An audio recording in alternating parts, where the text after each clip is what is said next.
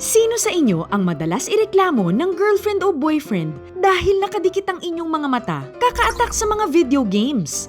Marami-rami rin siguro dahil ayon sa Philippine Esports Organization o PESO, mayroong 52.8 million gamers sa bansa noong 2020. Pumalo nga ang Pilipinas sa number 6 spot sa Twitter sa pinakamaraming tweet sa gaming noong 2021. Kaya naman hindi na nakapagtataka na OP o overpowered ang gaming industry sa atin dahil kumita ang bansa ng $1.26 billion noong 2020 base sa research ng statista. At pwede pa raw itong umabot ng $2 billion sa 2025. At mula nang kilalanin ng Pilipinas ang gaming bilang e-sport noong 2017, isa na ito sa mga kompetisyon sa Southeast Asian Games o SEA Games. At nitong nagdaang ika-31 na SEA Games, ang team na pinamunuan ni John Mar o My Venus Villaluna nagkamit ng gold medal sa game na Mobile Legends. Pero may mga nagsasabi rin na ang gaming world marami raw sinisirang buhay sa real world. Yan ang first-hand experience ng mobile gamer na si Aris Mendoza noong natuklasan niya ang gaming world noong 2018. Sa dami nga po ng problema ko pinagdaanan. Pag naglalaro po ako, kulong lang po sa loob ng kwarto, wala po ako naririnig. Minsan hindi po napasok sa school para lang po makapaglaro. Minsan po yung pagkain ko po sa isang araw, isang beses lang po. Yun pong isang beses na yun, minsan kalahati lang po kinakain ko. Naalarma ang World Health Organization o WHO sa pagkahumaling ng mga tao sa online o video games. Kaya, opisyal nitong idiniklara ang gaming disorder noong 2019. Playtimes over naman sa mga minor de edad sa China nang limitahan sila sa paglalaro ng video games sa 3 oras kada linggo simula noong 2021. Ang tanong, kailan nga ba nakakasama ang paglalaro ng online o video games? Hello mga kapuso! Ako si Dr. Ana Tuazon, ang inyong kukwentuhan na psychologist sa Share Ko Lang. Tinanong namin kayo kung kailan nakakasama ang paglalaro ng video games. Pag-uusapan natin ang inyong mga shinare kasama si James Dominic Flores, isang matagal na gamer na ngayon ay Professor of Psychology sa FEU Manila. Hi Sir James! Hello Doc, good afternoon po. You know, napaka-relevant nitong topic na to, ang topic natin, di ba? Kayo ay not just a psychologist, not just a professor, kayo din ay 30 years nang nag-games. And I'll ask you, how many years na yun yung competitive, yung talagang would you consider na serious gaming? I've been playing video games since I was a kid. Like, yung unang laruan na naalala ko is yung family computer nung 3 years old ako. Super Mario. And then I started to get into competitive gaming back in 2003. Pero when esports started growing in the Philippines at around 2010, 2011. Do you have a preferred game, especially for competing? For competing, I prefer games that are known as fighting games. Yan po yung mga Tekken.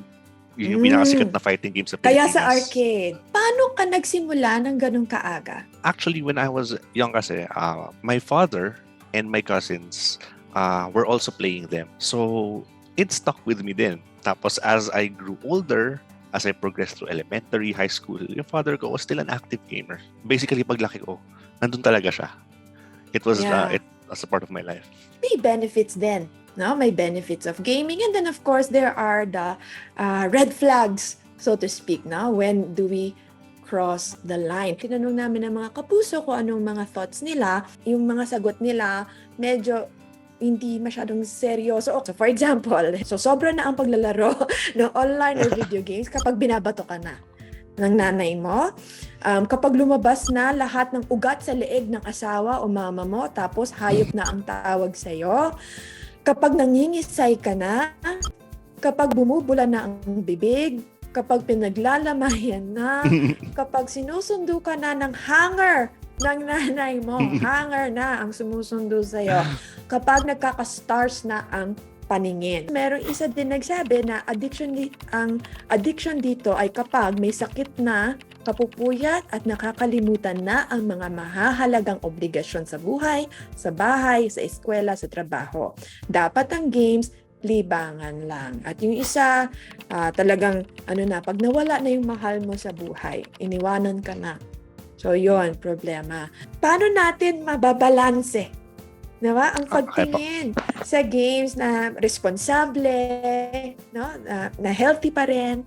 Anong masasabi mo doon? We have to understand na ang normal ng isa ay hindi kapareho ng normal ng iba. We have to understand that po, it's a fact of life and it's a psychological fact. Pag-aralan natin sa isang bigger picture. Ba? Para makita natin ano ba talaga yung tama.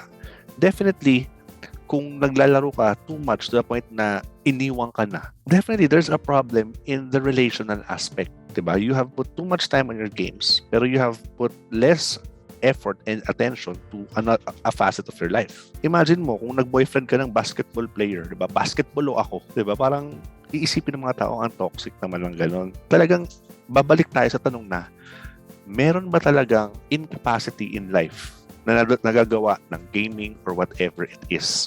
Or is it just a personal feeling, 'di ba? Hindi naman problema ba talaga ng gamer o ako lang ba yung kasi hindi ko matanggap, 'di ba? Yun yung kailangan mo natin dalawang sagutin para sa akin po. Isi-challenge kita ng contest, Sir James, Apo. dun sa girlfriend example. Yung sa situation na yon na nag-girlfriend, tapos hindi pa rin niya kinakausap, hindi siya nagme-make ng time sa girlfriend. Bakit ka pa nag-girlfriend, di ba? Kung Totoo hindi mo po rin yun. naman. Talagang it is a two-way. It's a two-way thing.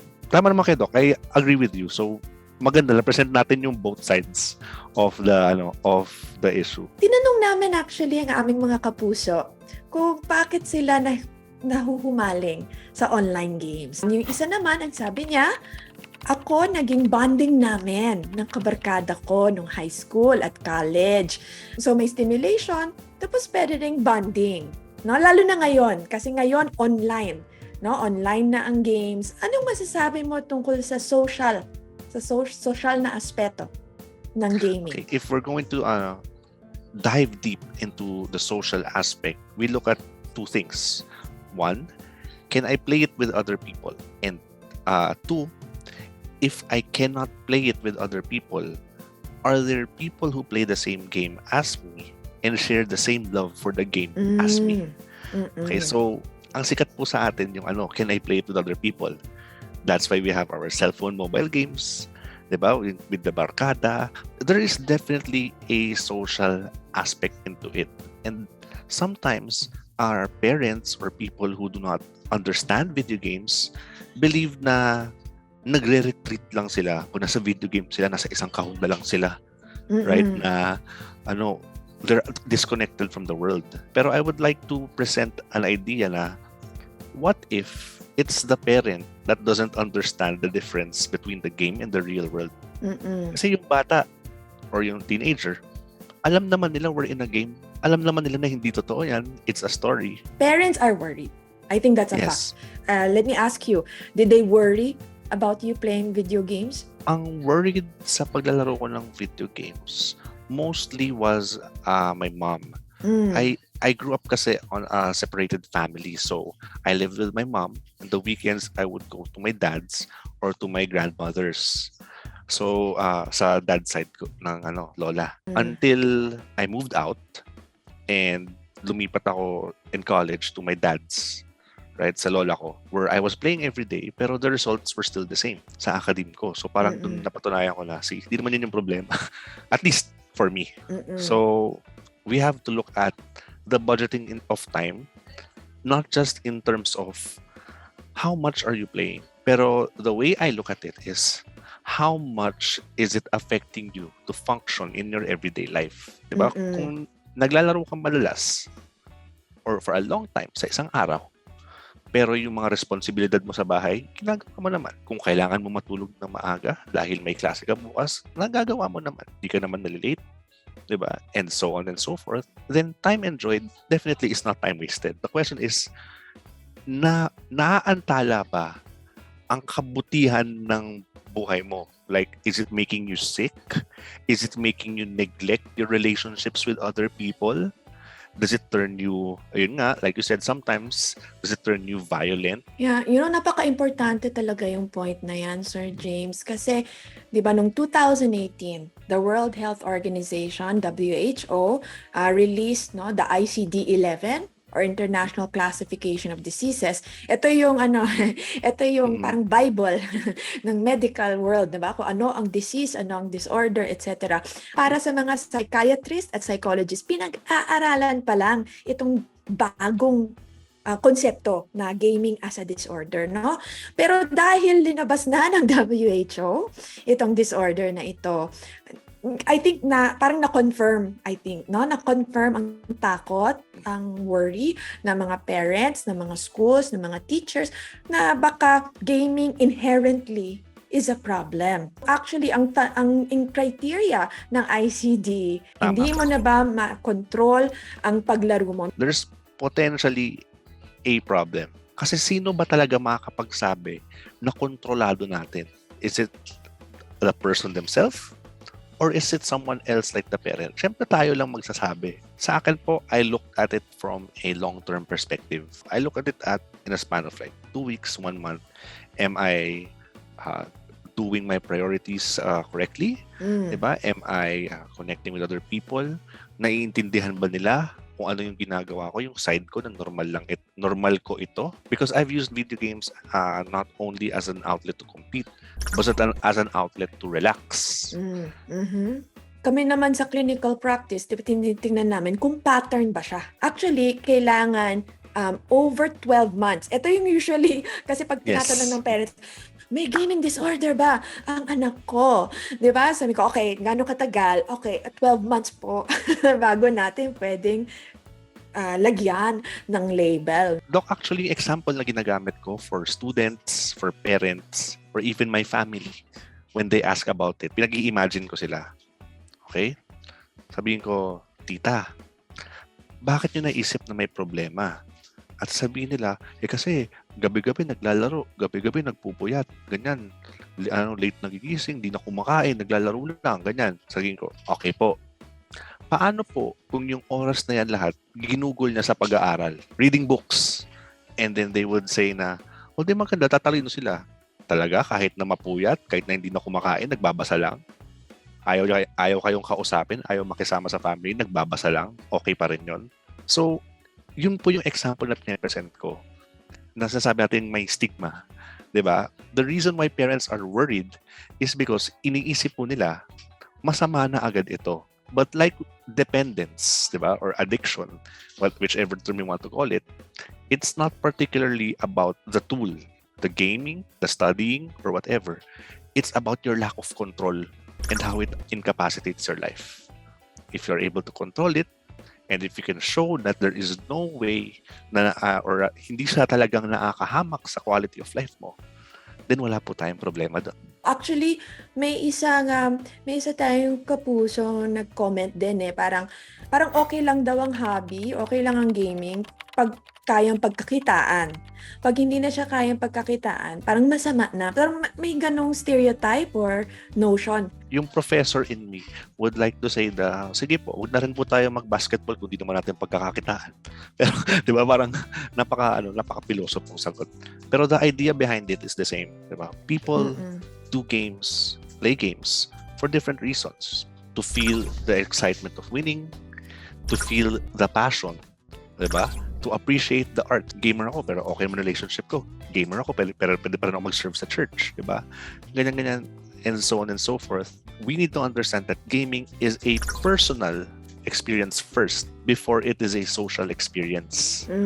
Mayroon tayong mga kapuso na nag-share ng kanilang naging positive effect ng gaming para sa kanila, no? Yung isa, sabi niya, di ba, nakahanap siya ng time killer kapag naiinip ka sa buhay mo. And I'm sure nung pandemic, so it's a pastime. Yung isa, sabi niya, nakakaalis ng stress at overthinking. Sabi naman ng isa, temporary escape from reality, which is good for my mental health. Ito namang isa-isang kapuso, professional rhythm gamer here.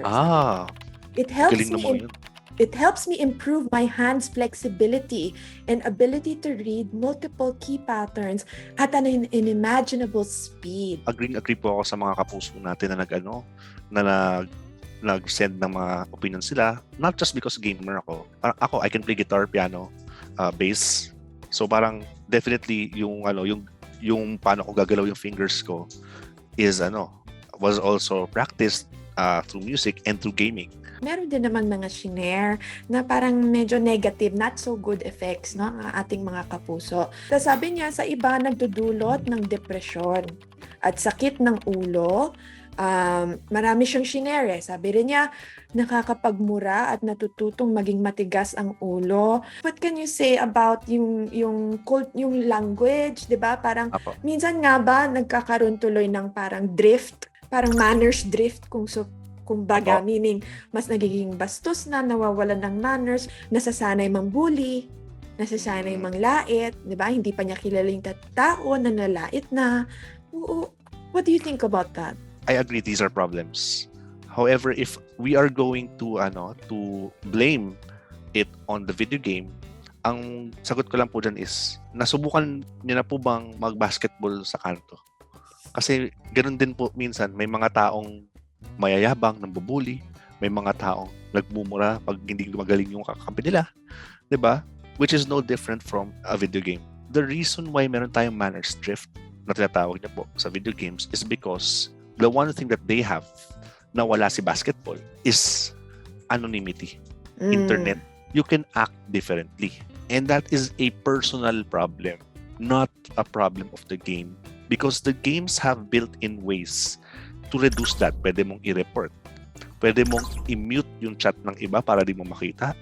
Pwede mong i-mute yung voice nila para hindi mo sila marinig. And you can play on your own. It's a personal issue, not a game issue. So actually teaching them, sabi mo nga, na parang to step back, di ba? Okay, the one good thing is it's a device. You can turn it off. You can unplug. And I guess not just for video games, di ba? Actually, it's a good advice for toxic relationships, toxic environments. Tell us pag hindi mo na, di ba? Pag hindi na siya healthy para sa'yo, you can take a break. Anong ipapayo mo sa magulang na nag-worry na siya sa anak niya kasi yung anak niya nasasaktan na, no? So, siya yung nasa receiving end. Yung pambubuli, panglalait. Wag natin pilitin yung anak natin na abutin yung level ng parent, di ba? Tayo po bumabasa kanila kasi tayo po mas nakakaalam dapat. Tayo po ang nakakaintindi. May magagawa bang institutions, governments, para at least, to address the gaming disorder issue? I think personally, the biggest institution that can help with this are the institutions that are responsible for our knowledge on mental health. Kasi I feel like if the government tries to regulate gaming to an extent na parang 2 hours a day lang yung mga ganyan-ganyan, I feel like it's hard to enforce. It's going to take a lot of money, a lot of time, baka marami pang palusot dyan along the way na nagsasayang na sila ng oras saka ng pera. Ako personally, the way that the government can help is just a better understanding of mental health and the provision and opportunities for mental health help should it be needed.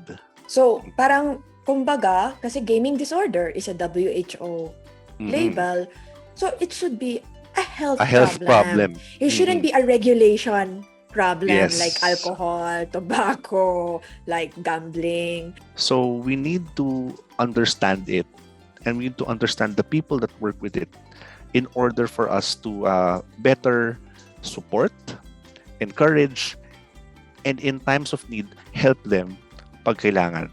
Diba? All from the perspective of our empathy and compassion. Kasi yun yung kailangan ng mundo natin. Okay, thank you again, Sir James. Thank you. At sana maraming natutunan ang ating mga kapuso. Thank you very much po, Doc. Thank you for having me. Kung may gusto kayong pag-usapan, mag-iwan lang ng comment below or email us at sharekolang@gmanews.tv. We're also streaming on Spotify, Apple Podcasts, and Google Podcasts. Thanks for tuning in.